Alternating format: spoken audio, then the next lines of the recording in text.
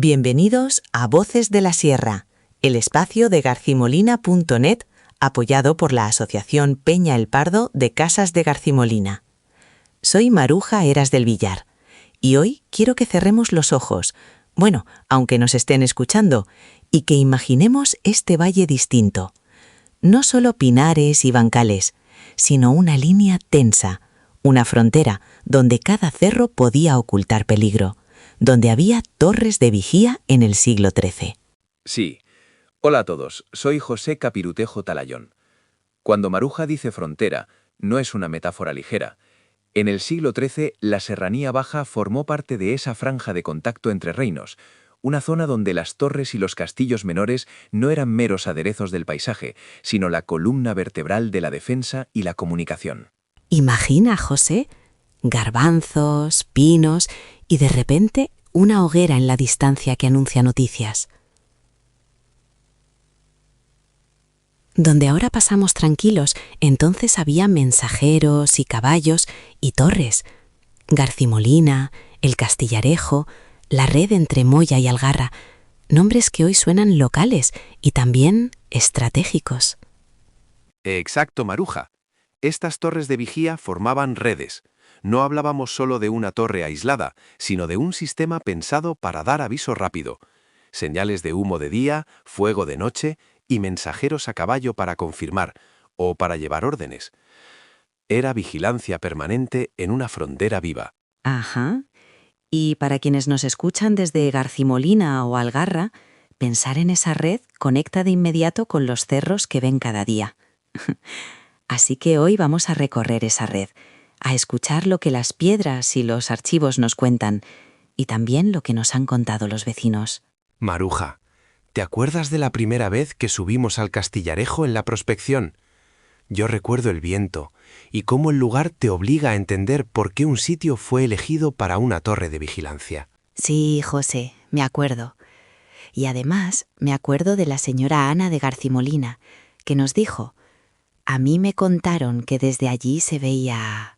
Y se quedó callada, como si contarlo fuera a encender otra hoguera.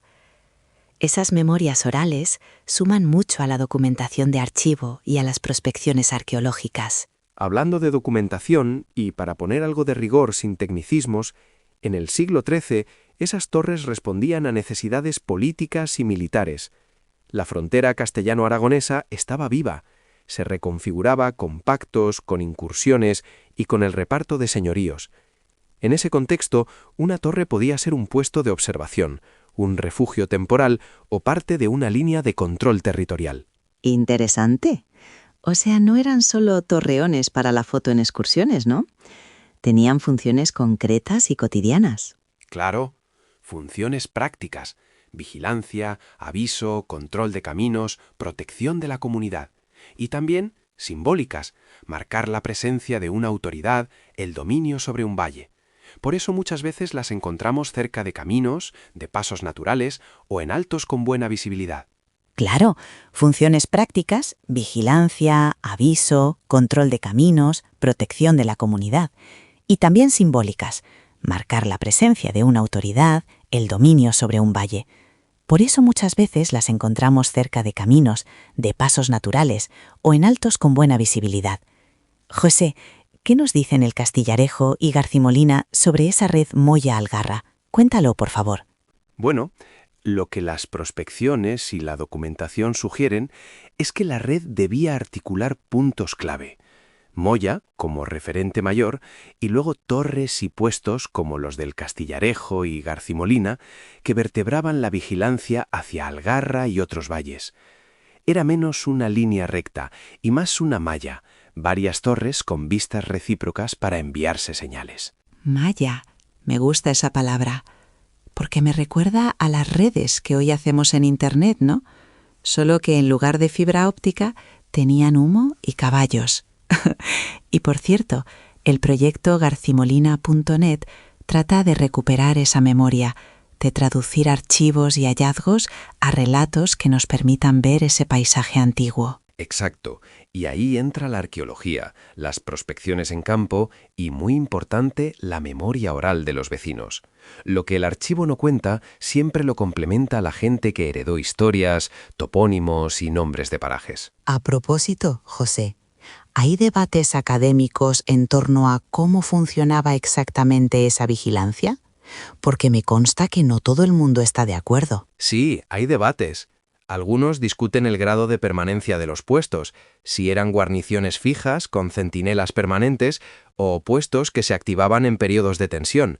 Otros analizan la relación entre las torres y los señoríos locales, si las torres respondían a órdenes de señoríos mayores o eran iniciativas comunales.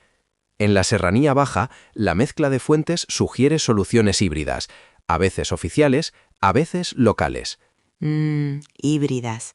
Eso explica por qué en algunos cerros los restos son más visibles y en otros casi no queda nada.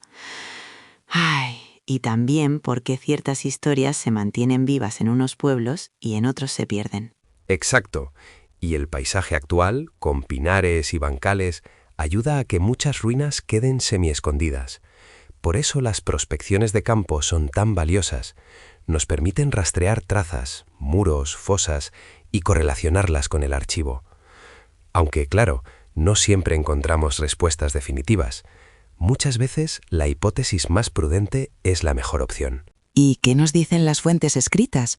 ¿Tenemos documentos del siglo XIII que hablen de estas torres? Sí, hay referencias en archivos medievales que hablan de fortalezas, congéneres y fronteras, pero ojo, las menciones son variadas y requieren interpretación. A veces una torre en un documento puede referirse a distintas estructuras. Por eso combinamos archivo y campo para construir una imagen más clara. Entiendo. Entonces es como armar un puzzle con piezas de piedra, con retazos de archivo y con lo que nos cuenta la abuela del pueblo. Me encanta esa imagen. Es exactamente eso. Y además ese puzzle nos devuelve historias de frontera, de alerta, de rutas de comunicación, pero también de vidas cotidianas que se organizaron alrededor de la presencia de la torre. Pastores, caminos y, por supuesto, la gente que subía a vigilar. Hablando de gente, ¿te acuerdas, José, de la crónica que reconstruimos sobre un mensajero que atravesaba la sierra, la que recogimos de los relatos locales? Sí, claro. Es un relato compuesto. Varios vecinos coinciden en la circulación de mensajeros que al amanecer partían de un punto y llegaban hasta el siguiente puesto para transmitir noticias. A veces era un aviso de peligro, otras simplemente información sobre el paso de ganados o de caravanas. Esa circulación define la vida de frontera. Me gusta pensar en el mensajero como el nervio entre las torres. Un nervio que llevaba calor, que llevaba miedo, que llevaba comida. Qué imagen, ¿no? Sí. Y al final, esos nervios son también la base de las alianzas interlocales. Vecinos que colaboraban en la defensa, que se turnaban para mantener señales, que compartían información. No era solo control militar, era una gestión comunitaria del riesgo.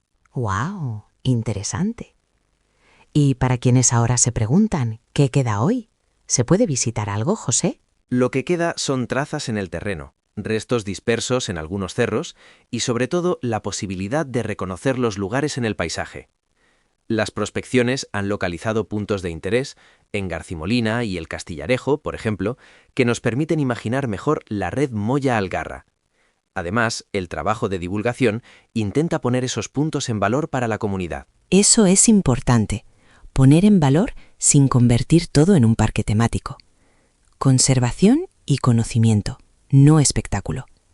Nosotros, desde garcimolina.net y con Peña el Pardo, tratamos de traducir los estudios académicos a relatos que la gente pueda entender y sentir suyos. Y esa traducción es clave para la protección. Cuando la gente entiende la historia, la defiende. Además, recoger la memoria de los mayores aporta perspectivas que los archivos no guardan, como nombres de parajes, cuentos y referencias de uso del territorio que ayudan en la interpretación.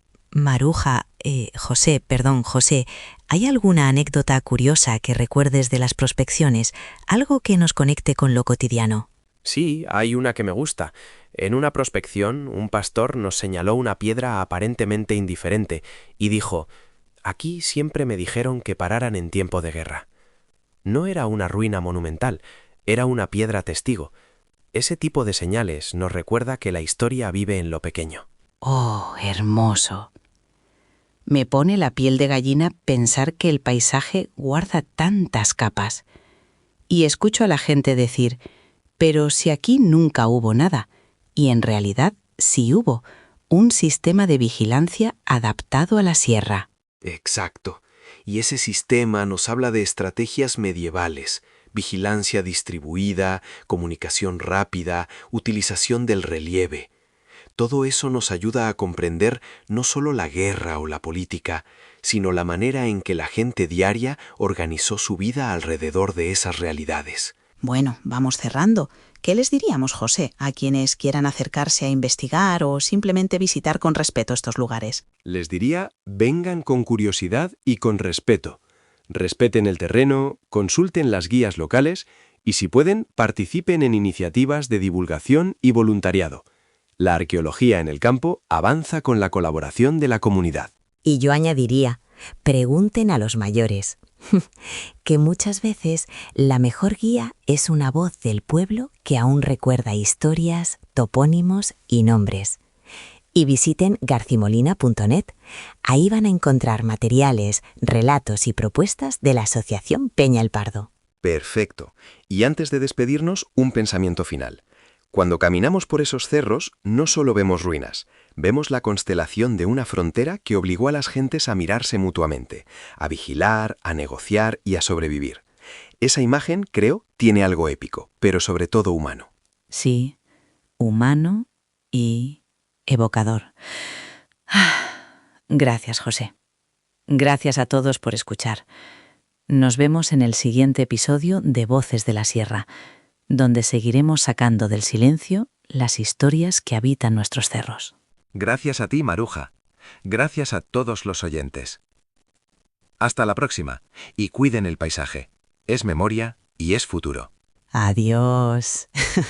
Y recuerden, donde hoy vemos pinares, en el siglo XIII hubo mensajeros, humo y vigilancia. Hasta pronto.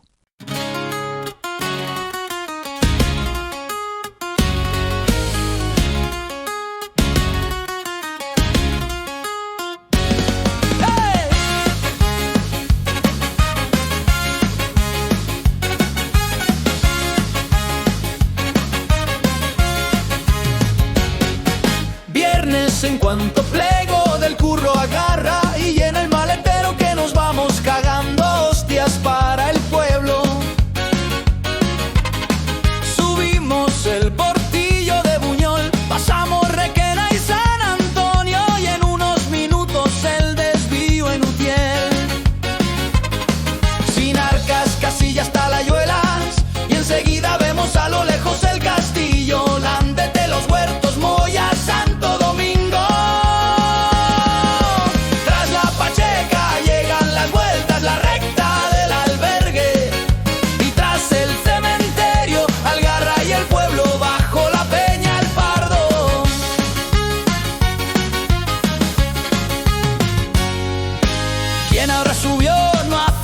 Frío, este no subía, tenía mucho lío. Entramos por la cuesta de la Cez y la plaza, aparcamos y a ver al Santi a echar un rato. Habrá que ver si hay huevos, pregúntale a Isabel.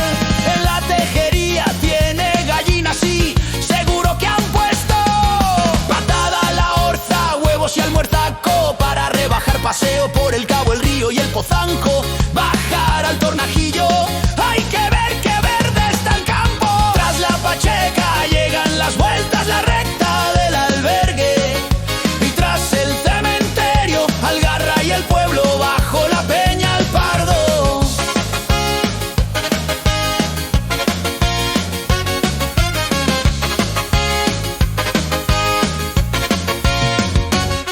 Si te quedas más del fin del lunes viene el panadero, el martes el de los congelados y el miércoles la bibliobús. Coge libros para el jueves y el viernes haz cola pa'l panadero y compra ensaimada o curasán. Para el sábado habrá que pensar dónde almorzar. Salva Landete, Landete, Cubillo, Alcalá. Menos pico fino y más panceta y pan a tostar. Tras la Pacheca llegan las vueltas, la recta del albergue.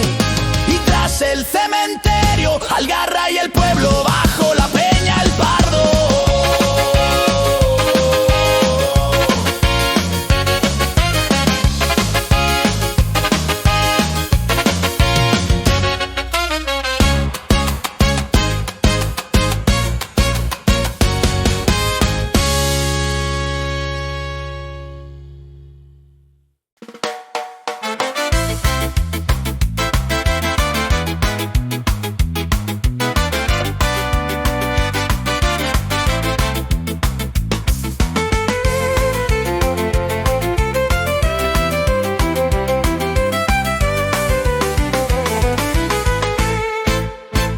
De Cuenca y en la sierra, Casas de García-Molina, mi deseo, mi alegría, sin olvidar mi bandera, sintiendo la cercanía de nuestra querida tierra. Y cuando pasamos Moya, el corazón se acelera. Cuando salimos del puente y dejamos ya las vueltas, divisamos nuestras casas desde el albergue y su recta. Ahí está la Peña el Pardo, la Umbría y el Pico la Peña, para recibir a sus gentes que tanto de menos te echan. Desde Cuenca y en la sierra, sus gentes guardan costumbres como tesoros sin prendas. La procesión al Posanco con San Miguel a la cuesta, para cantarle sus gozos, que nos bendiga y proteja en sus fiestas con San Juan, que le da nombre a su iglesia. Con la banda y con sus andas, al pueblo damos la vuelta. Ahí está la Peña el Pardo, la Umbría y el Pico la Peña, para recibir a su gente que tanto de menos te echan. Es de Cuenca y en la sierra.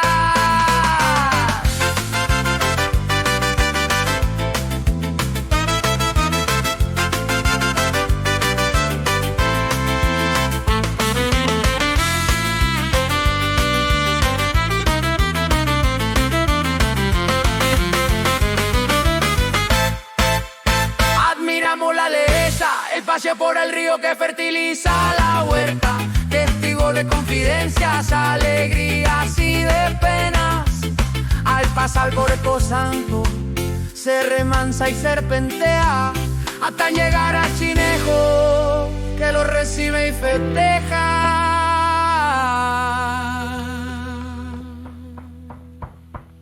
Es de Cuenca y en la sierra, Casas de García-Molina.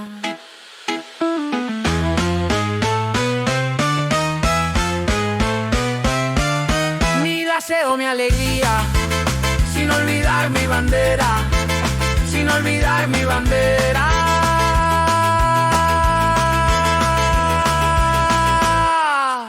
Sin olvidar.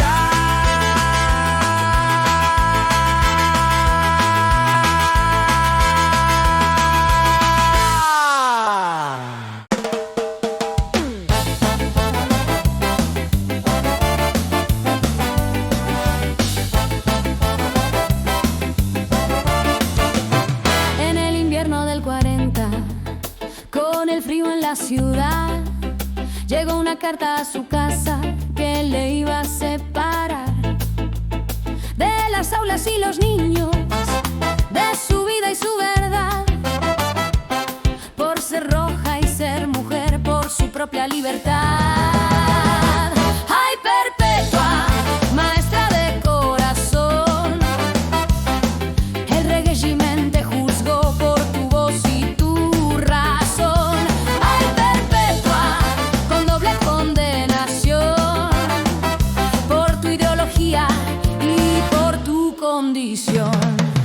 De García-Molina.